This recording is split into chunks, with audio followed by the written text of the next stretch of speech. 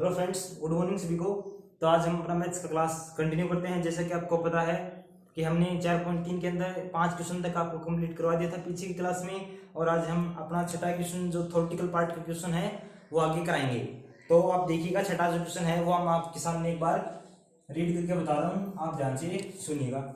जैसे कि क्वेश्चन में बताया गया है, एक आयताकार खेत का विकिरण उसकी छोटी भुजा से 60 मीटर अधिक लंबा है। यदि बड़ी भुजा छोटी भुजा से 30 मीटर अधिक लंबी हो तो खेत की विमाएं ज्ञात कीजिए, यानी खेत की हमें भुजाएं ज्ञात करनी है। हमें क्या दिया गया है? हमें एक आयताकार खेत दिया गया है। क्या दिया है? आयताकार खेत दिया।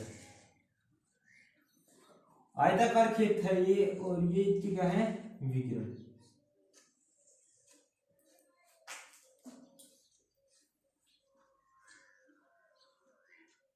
हाँ, तो ये क्या है? आयत है। माना इसका नामकरण कर लिया मैंने, ये ABCD एक आयत है। अब आपको पता है कि आयत जो होता है उसमें प्रत्येक कोण 90 डिग्री का होता है, और साथ में उनके प्रत्येक कोण 90 डिग्री का होता है, और आमने सामने की जो भुजाएं होती है वो क्या होती हैं? बराबर होती हैं। अच्छा, ठीक है। अब आपको पता है कि जब भी किसी भी ट्रायंगल के अंदर जब 90 डिग्री का एंगल होता है तो उसमें पाइथागोरस प्रमेय लगती है। क्या लगती है? पाइथागोरस प्रमेय। जो क्या होता है? कर्ण का होल स्क्वायर बराबर आधार स्क्वायर प्लस लंब स्क्वायर। क्या होता है? कर्ण स्क्वायर बराबर आधार स्क्वायर प्लस लंब स्क्वायर करती है पाइथागोरस प्रमेय। और जो पाइथागोरस प्रमेय है वो किसमें यूज किया जाता है? हमेशा राइट ट्रायंगल के अंदर, यानी कि समकोण त्रिभुज के अंदर इसको काम में लिया जाता है। अब जैसे प्रश्नानुसार बताया गया है कि किसी आयताकार खेत है, उसमें जो छोटी भुजा है उससे जो बड़ी भुजा है वो कितना है? 60 मीटर अधिक लंबा है। यानी कर्ण जो है वो छोटी भुजा से कितना अधिक लंबा है? 60 मीटर अधिक लंबा। यानी मान लिया मैंने, क्या माना, जो AB छोटी भुजा है उसको मैंने क्या मान लिया? x। और क्वेश्चन में क्या बताया है कि जो कर्ण है वो छोटी भुजा से कितना लंबा है? 60 मीटर अधिक लंबा। यानी कितना हो जाएगा? x plus 60 metre. कितना? x plus 60 metre. और जो बड़ी भुजा है वो छोटी भुजा से कितना लंबा है? 30 मीटर अधिक लंबा है। तो ये कितना हो जाएगा? x plus 30 metre. क्या है? छोटी भुजा है वो कितनी है? हमने माना कि x मीटर है, तो खेत जो है उसका जो विकिरण है वो कितना हो जाएगा? x plus 60 metre. और जो बड़ी भुजा है वो छोटी भुजा से कितना अधिक है? 30 मीटर। तो कितना हो जाएगा? x plus 60 metre. अच्छा, तो अब हम इसमें क्या करते हैं? पाइथागोरस प्रमेय का यूज करते हैं। जब पाइथागोरस प्रमेय का यूज करते हैं तो कर्ण इसमें क्या है? AC क्या है? कर्ण। कर्ण का स्क्वायर बराबर आधार का स्क्वायर प्लस लंब का स्क्वायर। आधार कितना है? BC, कर्ण कितना है? AC, और ऊंचाई है या जो लंब है वो कितना है? AB। अब AC का वैल्यू पुट करते हैं। AC का वैल्यू कितना है? x प्लस 60 का होल स्क्वायर बराबर BC का होल, BC कितना है? x प्लस 30 का होल स्क्वायर प्लस AB का होल स्क्वायर। AB कितना है? x square. जब इसको हम आगे सोल्व करते हैं तो a प्लस बी का होल स्क्वायर खोलते हैं, और a प्लस बी का होल स्क्वायर आपको पता है क्या होता है? a square plus 2ab plus b square होता है।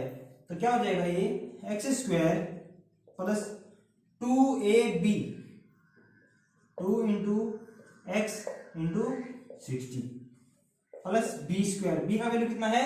60, और 60 का होल स्क्वायर कितना होता है? 3600 बराबर x प्लस 30 का होल स्क्वायर। कितना हो जाएगा? x square plus 2ab, a का वैल्यू x और b का वैल्यू 30 प्लस 30 का होल स्क्वायर कितना होता है? 900 प्लस x स्क्वायर।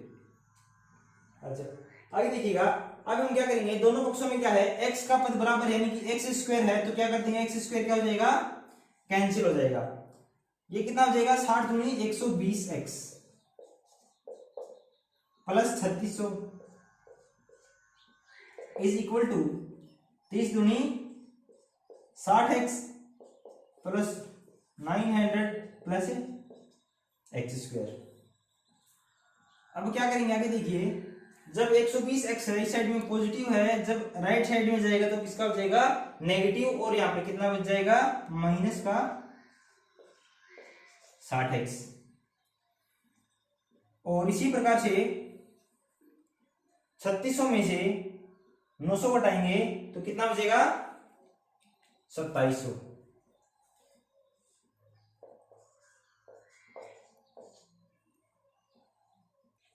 माइनस का 60x माइनस का 2700 प्लस का एक्स स्क्वायर बराबर में कितना है। अच्छा आगे देखिएगा, इसको हम एक अच्छे तरीके से लिखे, सुव्यवस्थित तरीके से, तो क्या होगा एक्स स्क्वायर माइनस 60x और माइनस का 2700 माइनस का 2700 बराबर में कितना है 0। अच्छा अब ये अपने पास में एक क्वाड्रेटिक इक्वेशन है, द्विघात समीकरण का निर्माण हो गया। जैसे कि आपको दिख रहा है a x square plus b x plus c is equal to 0। तो क्या करते हैं, जब भी कोई क्वाड्रेटिक इक्वेशन का निर्माण होता है तो उसके हम क्या करते हैं, रूट्स फाइंड करते हैं, यानी मूल ज्ञात करते हैं। मूल ज्ञात करने के लिए अपना जो नॉर्मल जो विधि है, व्यापक जो तरीका, वो क्या होता है, बाहर के पक्षों को दोनों गुणा करने पर जो संख्या आती है और बीच का जो संख्या है, ऐसी दो संख्याओं का चयन करना है जिसको जोड़ने पर तो बीच वाली संख्या है और गुणा करने पर बाहर के दोनों पक्षों को गुणा करने पर जो संख्या आती है वो आए। यानी अपने पास में दो ऐसी संख्या होनी चाहिए जिसको गुणा करने पर तो 2700 आना चाहिए और जोड़ने घटाने पर कितना आना चाहिए 60। तो आपको पता है जब मैं दो संख्याएं, एक तो लेता हूं 90 और एक लेता हूं 30, 90 में से जब 30 जाएगा तो 60 बचता है और 90 को जब 30 से मल्टीप्लाई करता हूं तो क्या हो जाता है 9 3 जा 27, तो कितना हो जाएगा 2700। तो मैं क्या लिखता हूं, एक्स स्क्वायर माइनस 60 की जगह मैं लिख देता हूं 90 minus 30 x minus 2700 is equal to 0। अब जब x को और माइनस को अंदर मल्टीप्लाई करता हूं तो क्या प्राप्त होगा, x square minus 90x plus 30x minus 2700 is equal to 0। अब आपको पता है इन दो पार्ट्स में इसको डिवाइड करते हैं। पहले पार्ट में क्या कॉमन दिख रहा है आपको, इधर भी x है और इधर भी कितना है x, तो मैंने क्या कॉमन लिया, x कॉमन लिया। जब x कॉमन लिया तो अपने पास में क्या बचा, x से माइनस 90। आगे का जो पार्ट है उसमें मैंने कॉमन ले लिया प्लस का 30 कॉमन लिया तो क्या बचा x माइनस 90 बराबर में। अब दोनों पक्षों में x माइनस 90 कॉमन है तो क्या करेंगे, x माइनस 90 दोनों पार्ट्स में कॉमन और x plus 30 is equal to 0। अब दोनों पक्षों को बराबर में मैं 0 रखता हूं तो क्या प्राप्त होता है हमें, जब मैंने x माइनस 90 0 के सामने रखा तो क्या प्राप्त हुआ, x का वैल्यू 90 प्राप्त हुआ। और इसी प्रकार से जब x प्लस 30 को मैंने 0 के सामने पुट किया तो x का वैल्यू कितना प्राप्त हुआ, माइनस का 30। अब अपना ये देखो कि अपन ने जो भुजा मानी थी एक आयताकार खेत की, वो x मीटर खेत की भुजा मानी थी और भुजा जो हमेशा लंबाई में मापी जाती है, लंबाई किससे मापी जाती है, जैसे सेंटीमीटर या मीटर किलोमीटर इनमें मापी जाती है। तो किसी भी कोई भी जो लंबाई होती है वो कभी भी नेगेटिव नहीं होती है, इसलिए क्या करेंगे, जो 30 है माइनस का उसको हम क्या कर देंगे, नेग्लेक्ट करेंगे। क्यों, क्योंकि कभी भी दूरी माइनस में नहीं होती है। इसलिए अपन ने क्या लिया, x का वैल्यू कितना लिया 90 और x क्या है, अपन ने माना है कि छोटी भुजा कितनी है x, तो x का वैल्यू कितना हो गया 90 और विकिरण जो खेत का वो कितना हो जाएगा 90 प्लस 60 यानी कि कितना हो जाएगा 150। और इसी प्रकार से जो बड़ी भुजा वो कितना हो जाएगा 90 प्लस में 30, ये कितना हो जाएगा 120। तो खेत का जो विकिरण है वो है 150 मीटर का, खेत की जो बड़ी भुजा है वो है 120 मीटर और खेत की जो छोटी भुजा वो कितना है 90 मीटर। इस क्वेश्चन में आपको कोई डाउट है तो आप हमसे कमेंट बॉक्स में अपना कमेंट डाल के पूछ सकते हैं। तो हम आगे का अपना जो क्वेश्चन है वो नेक्स्ट क्वेश्चन करते हैं अभी। हाँ, तो अगला क्वेश्चन देखिएगा। अगला जो क्वेश्चन है उसमें बताया गया है कि दो संख्याओं के वर्गों का अंतर कितना है 180 दिया है और बड़ी संख्या का जो वर्ग है वो छोटी संख्या का 8 गुना है, तो दोनों संख्याएं ज्ञात कीजिए। ऐसे क्वेश्चन है अपने पास में। क्वेश्चन नंबर 7 क्या है कि माना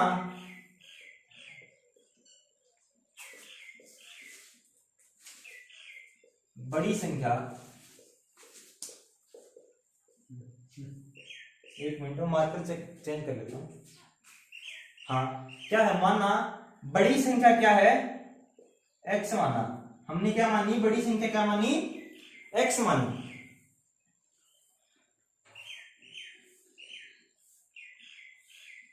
बड़ी संख्या क्या मानी, x। अच्छा, और इसका वर्ग करेंगे तो क्या प्राप्त होगा, x स्क्वायर। और क्वेश्चन में हमें, हाँ, तो बड़ी संख्या का जब वर्ग करेंगे तो कितना हो जाता है, x स्क्वायर हो रहा है, ठीक है। और छोटी संख्या जो है वो बड़ी संख्या से कितना है, 8 गुना है। मतलब बड़ी संख्या का जो वर्ग है वो छोटी संख्या का कितना गुना है, 8 गुना है। तो छोटी संख्या क्या प्राप्त होगी, छोटी संख्या क्या होगी, छोटी जो संख्या वो कितना हो जाएगा, 8x। क्या हो जाएगा, 8x। और ये किसके बराबर है, y स्क्वायर के। क्यों, क्वेश्चन में दर्शाया गया है कि दो संख्याएं हैं, उनका वर्ग जो है उनका अंतर 180, यानी कि x square minus y square का वैल्यू कितना है, 180। बड़ी संख्या का वर्ग ये है, लेकिन क्वेश्चन में दिया है कि छोटी संख्या का जो वर्ग है वो बड़ी संख्या का 8 गुना है। तो मैंने कितना गुना कर दिया, 8 गुना कर दिया। क्वेश्चन में क्या दिया गया है, क्वेश्चन में दिया है बड़ी संख्या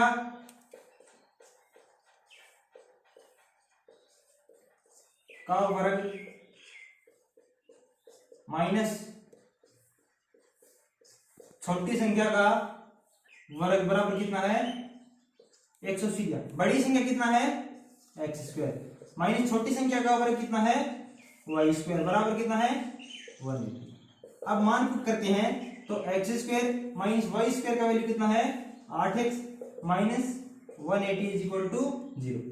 अब से वही कंडीशन क्या करना है, जोड़े बनाने हैं दो ऐसी संख्याओं का चेन जिसको गुणा करने पर 180 और जोड़ने घटाने पर कितना 8 आ जाए। तो कौन सी संख्या आ जाएंगी, 18 माइनस 10।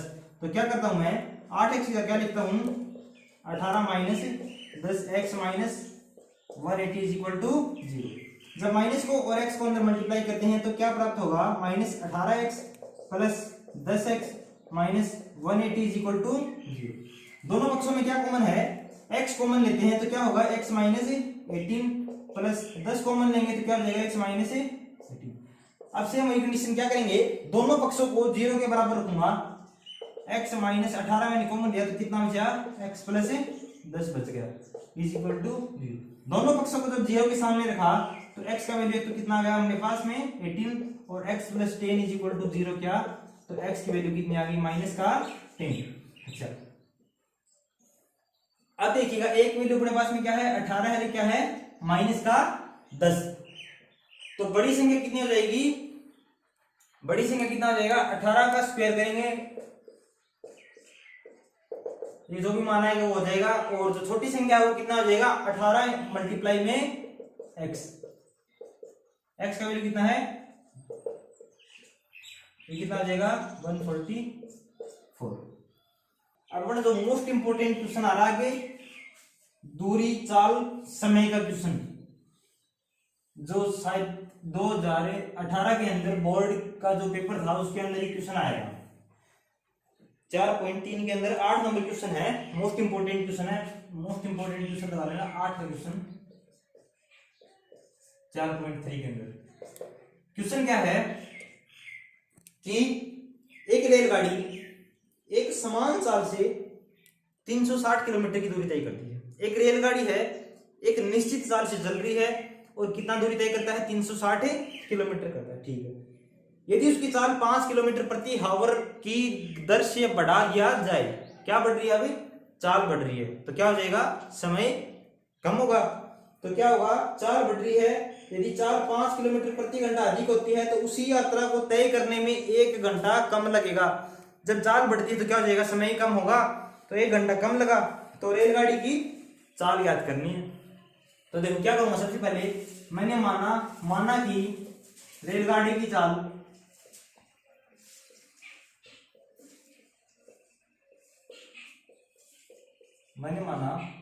की जो चाल है वो क्या है, x किलोमीटर क्या माना, x किलोमीटर प्रति आवर है। अच्छा, रेलगाड़ी के द्वारा जो तय की गई दूरी कितनी है, 300 कितना 360 कितना है 360 किलोमीटर। अच्छा ठीक है, दूरी ये है, चाल ये है, तो मैं क्या ज्ञात करता हूं इधर, समय। समय का फॉर्मूला आपको पता है क्या होता है, समय बराबर है दूरी अपन में चाल, क्योंकि दूरी बराबर क्या होता है, चाल गुणा में दूरी बराबर है चाल गुणा समय। यानी दूरी की परिभाषा क्या होती है, एकांक समय में किसी भी गाड़ी या ट्रेन के द्वारा तय एकांक समय में जो चाल होती है वही उसकी क्या कहलाती है, दूरी। तो क्या करेंगे, समय का मान क्या करेंगे, समय का तक टी, तो टी का वैल्यू कितना हो जाएगा, 360 का है दूरी है, और चाल कितनी है उसकी, x किलोमीटर प्रति घंटा। पहले अब इसकी जो चाल प्राप्त समय जो हुआ क्या हुआ, जब कोई रेलगाड़ी निश्चित औसत चाल से 360 किलोमीटर की दूरी तय करती है, तो उस दूरी को तय करने में उसको कितना समय लगा, 360 बटा में x। अब ये बोल रहा है कि अगर चाल है वो 5 किलोमीटर प्रति घंटा की दर से बढ़ा दिया जाए, तो उसी दूरी को तय करने में रेलगाड़ी को 1 घंटा समय कम लगता है, तो क्या होगा, तो चाल अगर 5 बढ़ जाएगी तो क्या हो जाएगा, नई चाल देखना एक बार क्या है, जो नई चाल है वो कितना हो जाएगा, 5 किलोमीटर प्रति घंटा बढ़ रहा है, तो कितना हो जाएगा, x प्लस 5 किलोमीटर प्रति आवर हो गया। अगर चाल ये है तो दूरी तो सेम ही है, जो पहले थी वही रहेगी दूरी, तो वो कितना था, 360 किलोमीटर। तो अब जो समय है वो कितना हो जाएगा, 360 अपॉन में x प्लस 5, ये समीकरण नंबर 1। पहले जो उसको समय लग रहा था वो कितना था, 360 बटे x हावर, और अब जो समय लग रहा है वो कितना, 360 अपॉन में x प्लस 5 हावर। इस समय में और इस समय में दोनों में कितने का डिफरेंस है, 1 हावर का, जैसा कि प्रश्न में बताया गया है। तो क्या करेंगे, दोनों में कितने का डिफरेंस है, 1 घंटे का, तो क्या हो जाएगा, 360 अपॉन में x माइनस 360 अपॉन में x प्लस 5, दोनों क्या है, टाइम है, और टाइम जो है उन दोनों का डिफरेंस कितना दिया गया है, 1 घंटे के बराबर दिया गया है। तो इस प्रकार से इस इक्वेशन का निर्माण हो जाएगा, और इस समीकरण से हम x का मान ज्ञात कर सकते हैं, और जो x का मान आएगा वही क्या है, रेलगाड़ी की चाल है। तो देखिएगा, सबसे पहले मैंने क्या किया, 360 यहां पर कॉमन लिया, 360 कॉमन लिया तो कितना बच गया, 1/x माइनस 1 अपॉन में x plus 5 is equal to 1। अब नीचे क्या लेते हैं, एलसीएम, तो एलसीएम कितना हो जाएगा, x into x plus 5, x से x कैंसिल हो गया तो कितना हुआ यहाँ पर, x plus 5 minus x plus 5 से x प्लस 5 कैंसिल, कितना बच गया, x बराबर कितना है, अब 1 अपॉन में 1 ऐसे लिख सकते हैं, ठीक है। और इधर अपना कितना था ये, 360। अब आपको पता है कि जो प्लस का x है उससे क्या हो जाएगा, माइनस का x से कैंसिल, कितना हो गया 5 है, और बाहर कितना है 360, अंदर कितना है 5 अपॉन में x into x plus 5 is equal to 1 upon में 1 ऐसा। और जब मैं 360 को 5 से मल्टीप्लाई करूंगा तो हमारे पास कितना प्राप्त हो जाएगा, 1800। कितना हो जाएगा, 1800 अपॉन में x को अंदर मल्टीप्लाई करेंगे तो x स्क्वायर प्लस 5x बराबर है। और जैसे कि आपको पता है जब भी ऐसा कंडीशन आती है तो हम क्या करते हैं, वज्र गुणा की सहायता लेते हैं। तो क्या हो जाएगा, ये x square plus 5x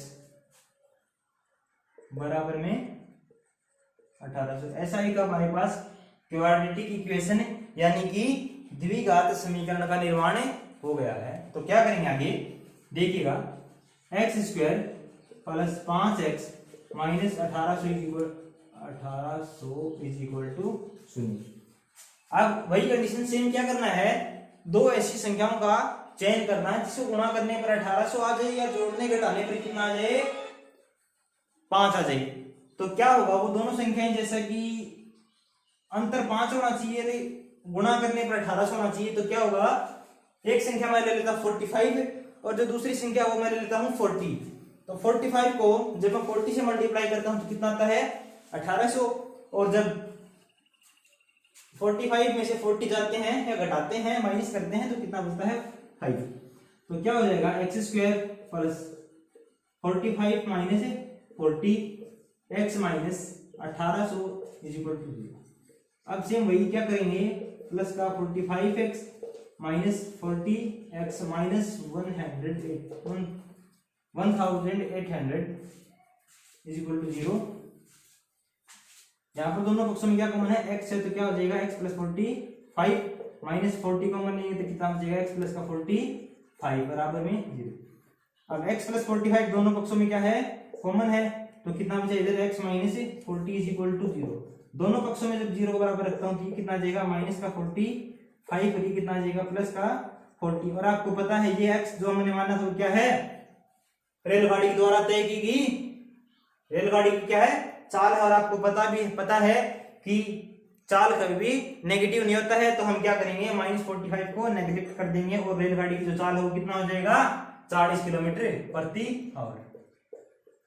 40 kilometre प्रति आवर, ये क्या हो जाएगा रेलगाड़ी की चाल। इसी क्वेश्चन में मैं आपको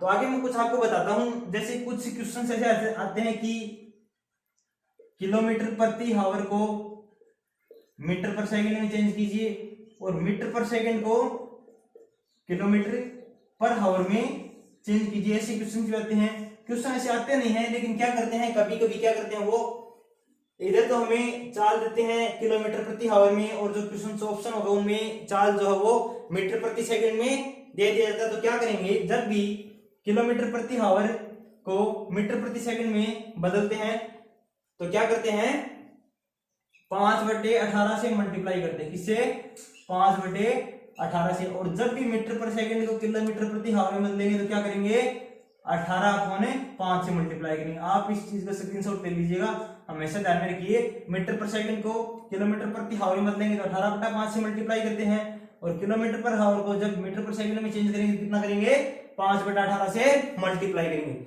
और आपको ये बताता हूँ इसका मतलब क्या था किलोमीटर पर आवर का। इसका मतलब है कि जो कोई रेलगाड़ी है या गाड़ी है वो 1 घंटे के अंदर कितना दूरी तय करेगी 40 किलोमीटर। तो ये क्वेश्चन अपना एंड होता है, जो कि मोस्ट इंपोर्टेंट क्वेश्चन है। आप इस क्वेश्चन को बार बार करके 3-4 और अपने रफ कॉपी में देखिएगा, क्योंकि ये जो मोस्ट इंपोर्टेंट क्वेश्चन जो मैं आपको बता रहा हूं उनमें से 60 या 70-80% लगभग चांस है कि क्वेश्चन आपके बोर्ड में एग्जाम में आए।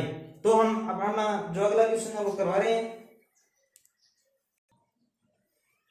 क्वेश्चन देखिएगा, मैं आपके सामने क्वेश्चन नंबर जो 9 है मैं आपके सामने एक बार रीड कर रहा हूं, आप ध्यान से देखिएगा। क्वेश्चन क्या है, क्वेश्चन है 2 पानी के नल एक साथ एक हौज को 9 से 3/8 घंटे में भर सकते हैं। दो जो नल हैं वो एक हौज को भर रहे हैं और एक साथ 9 से 3/8 यानी कि 75/8 घंटों में क्या करते हैं दोनों एक साथ में भरते हैं।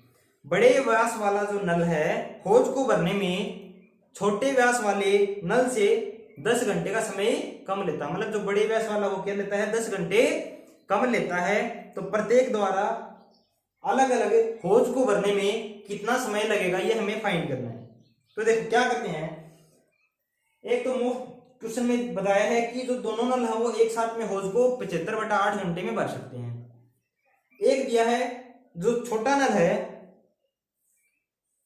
वो यानी कि बड़े नल से 10 घंटे कम समय में भरता है। तो मैंने क्या किया, छोटा जो नल है वो टंकी अकेले वो कितने घंटे में भर सकता है, मान लिया कि x घंटे में भरता है। मैंने क्या माना कि जो छोटा नल है क्वेश्चन नंबर 9, मैंने क्या माना छोटा नल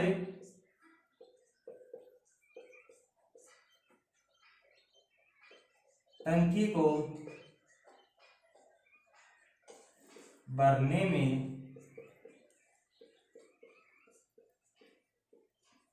लगा समय क्या है x घंटे। तो जो बड़ा जो नल है वो कितना समय लगाएगा, इससे बड़ा नल है वो कितना समय लगाएगा इसे, यानी 10 घंटे का कम समय लेता तो कितना हो जाएगा x माइनस 10 है। छोटा जो नल है वो टंकी को भरने में x घंटे लेता है, तो क्या करेंगे, छोटा जो नल है वो x घंटे में भरता है, तो 1 घंटे में टंकी का जो भरा गया भाग वो कितना हो जाएगा 1 में x। और इसी प्रकार से बड़े नल द्वारा 1 घंटे में जो भरा गया भाग है वो कितना हो जाएगा 1 में x माइनस 10। और जो दोनों जो नल हैं वो एक साथ में जो होज है उसको 75/8 घंटे में भरते हैं। तो 1 घंटे में कितना भरेंगे, यानी कि 1 में 75/8, ये कितना हो जाएगा ऊपर जाएगा तो 8 में 75। तो क्या करेंगे, दोनों जो है वो एक साथ कितने घंटे में भरते हैं 1 में x प्लस 1 में x minus 10 is equal to 1 में, हाँ तो 1 घंटे में छोटे नल के द्वारा भरा गया भाग 1/x, बड़े नल के द्वारा भरा गया भाग 1/x माइनस 10, और जो घंटे वो कितने हैं 45 में कितना है 70, हाँ 75 में कितना है 8। तो जब 8 ऊपर जाएगा तो कितना हो जाएगा ये 8 में 75 बराबर 1/x प्लस 1/x माइनस। अब सेम क्या है वही करना है, दोनों का एलसीएम लेना है। एलसीएम कितना हो जाएगा x इंटू एक्स माइनस 10, तो इधर क्या आ जाएगा x minus 10 plus x is equal to 8 में 75, 8 में 75। अच्छा, इसको जब आगे सोल्व करेंगे तो देखिए क्या होगा, x प्लस एक्स कितना हो जाएगा 2x, कितना 2x माइनस 10 में अंदर मल्टीप्लाई करेंगे तो x square minus 10x is equal to 8 में 75। इसको जब हम वजह गुणा करेंगे तो क्या प्राप्त होगा हमें, देखिए 75 टू कितना आता है 150, x minus 750 is equal to 8x square minus 80x। क्या क्या मैंने वज्र गुणा कर दिया, आपको पता है, इसको यहाँ पर मल्टीप्लाई किया, इसको यहाँ पर मल्टीप्लाई किया, तो क्या प्राप्त हुआ, ये प्राप्त हो गया।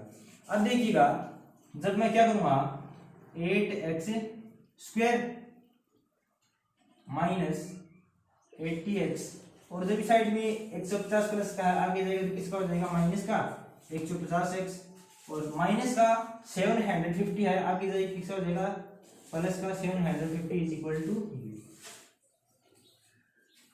अच्छा, अब जो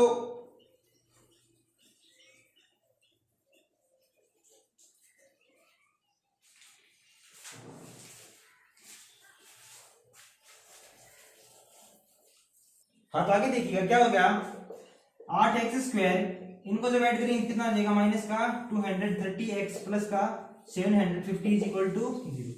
अब जब मैं क्या करता हूं 750 को जब 8 से मल्टीप्लाई करता हूं कितना आता है 6000,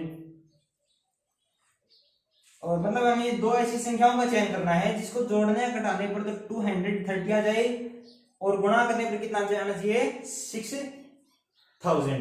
तो क्या करेंगे, दो ऐसी संख्या जैसे हमने मानना है, एक तो मान लिया 200 और एक मान लिया 30, तो 3 टू कितना आता है 6 और 200 प्लस 30 कितना आता है 230। हाँ तो सही, क्या दो संख्या जो हमने चयन की है वो क्या हो जाएंगी, एक तो हो जाएगी 200 और दूसरा कितना हो जाएगा 30। तो क्या करता हूं मैं 8x square minus 200x minus 30x plus 750 is equal to, दोनों पक्षों में क्या कॉमन है यहां पर